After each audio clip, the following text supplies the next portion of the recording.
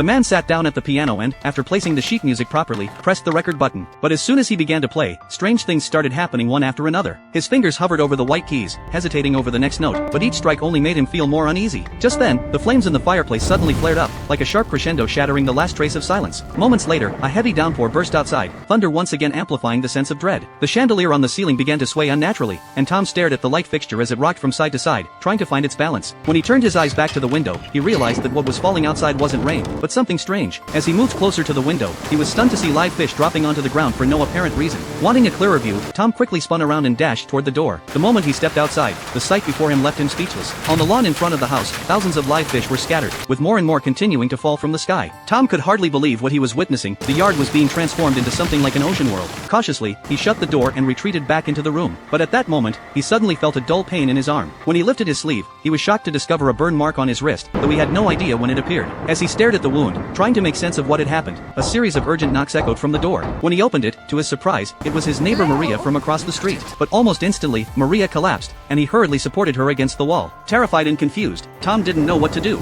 Ignoring the storm outside, he ran straight toward Maria's house. At the door, he banged frantically and shouted out the name of Maria's husband. Fortunately, not long after, Leon heard his cries and opened the door. In a state of panic, Tom quickly explained what had happened to Maria. But while the two of them were still arguing, a sudden noise came from upstairs. As Tom rushed forward to check, an unbelievable sight appeared before him. Maria, completely unharmed, walked calmly down the stairs.